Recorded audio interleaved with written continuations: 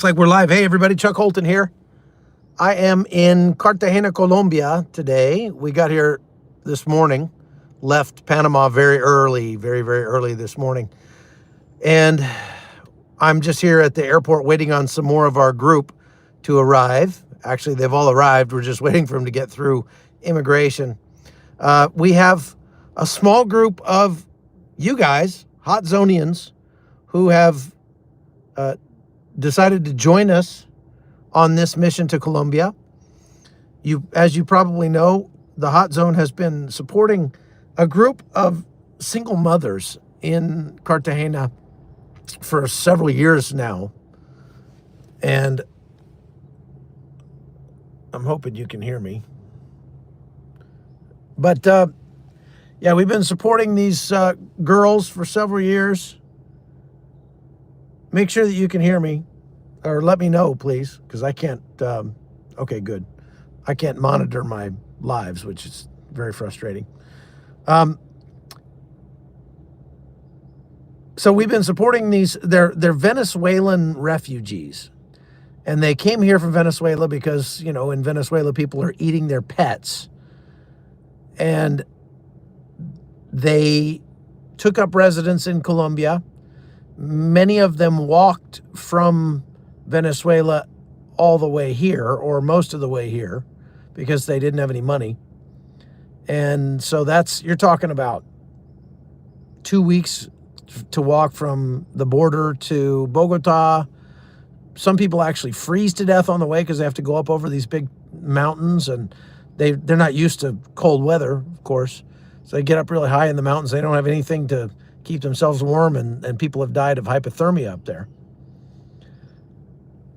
Eventually, they make it, some of these women have made it to Cartagena because there's just a lot of tourists here. And since there's so many tourists in Cartagena, it's a good place to come if you're hoping to make money by begging, right? So that's what these women have done. And up until about a year ago, these women were making their money by going downtown at night and, as they say, pidiendo limosna, which is like asking for alms from the tourists. Now, you probably also know that Cartagena is well known as a hub of sex trafficking and prostitution, and it always has been ever since, colonial times.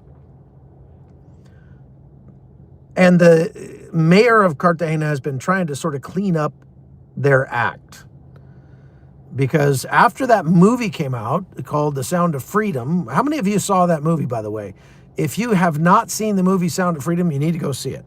Because it'll help you understand what goes on. And it's just difficult for many Americans to believe that things can be like that the world is so brutal and just heartless.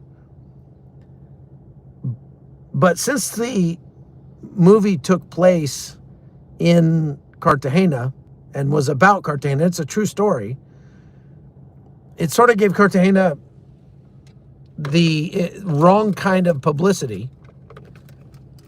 It didn't give them a bad name. They had a bad name already, and it just showed the world just how bad it was. And it forced the government of Cartagena to decide to do something about it. So they made a crackdown, basically, to try to make an attempt to clean up the streets a little bit.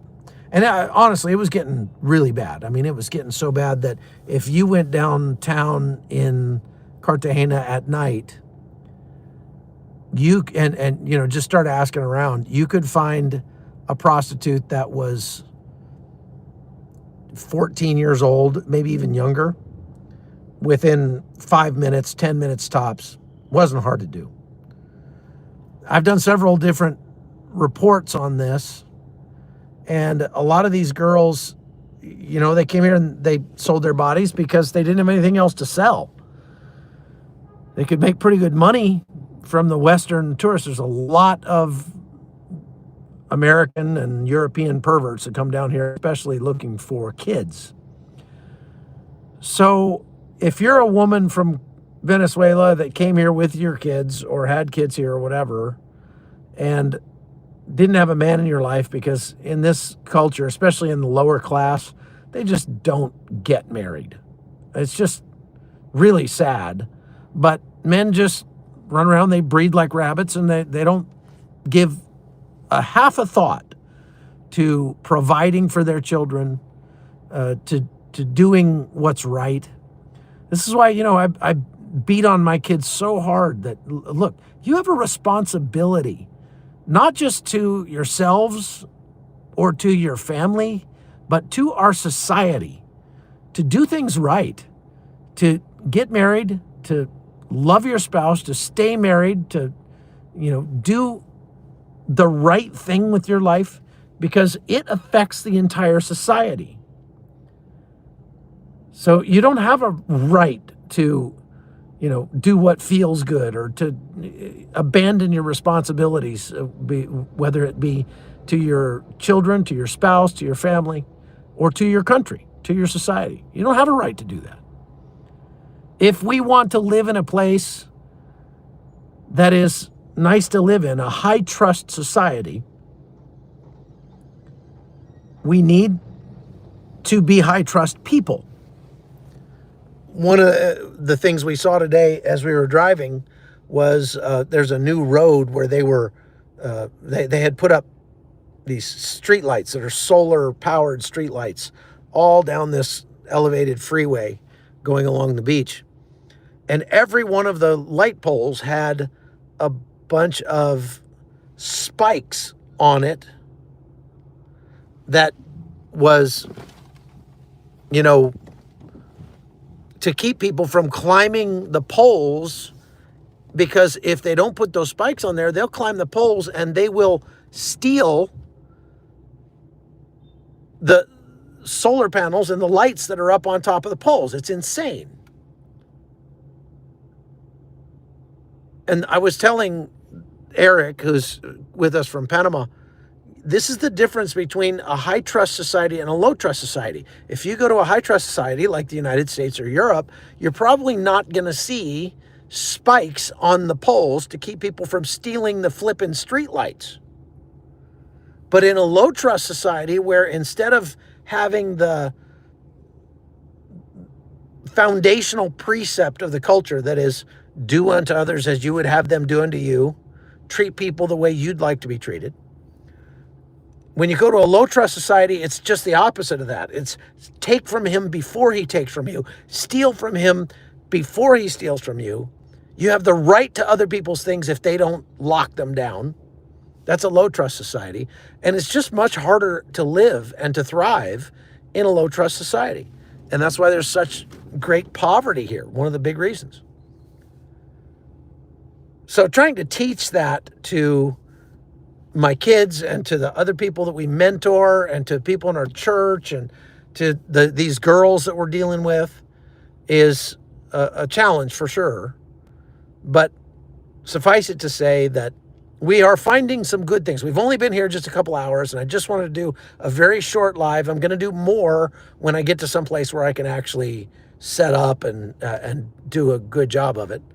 But I wanted to let you know that we met with one of the girls' families that we help, and it ended up being that we're actually helping through her about 15 people, because she is now the only breadwinner in her family for the time being. Last year, you guys helped to buy her a food cart where she could cook hot dogs and fry French fries and whatever, stuff like that. And she just drags that thing out in the street in front of her house and sells it in her neighborhood. And she can make about $30 a night doing that, which is great income for her. The only problem is she doesn't have a permit to run this thing, so she has to pay off the police about half of what she makes. So now while we're here, we're saying, okay, now how do we fix that problem? And she's like, oh, well, I just have to go down and get a permit from the city so that I can have my food cart. And we're like, okay, so let's get you down there and get that permit and get it worked out.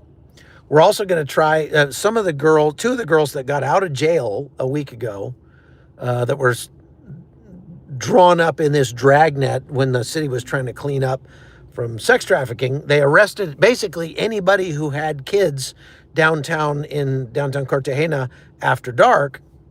And these women were down there with their kids begging, and they got swept up in this dragnet and put in jail. And here you are guilty until you prove yourself innocent from jail. So we had to spend a bunch of money trying to get them bailed out. It took like a year finally to get them out of jail.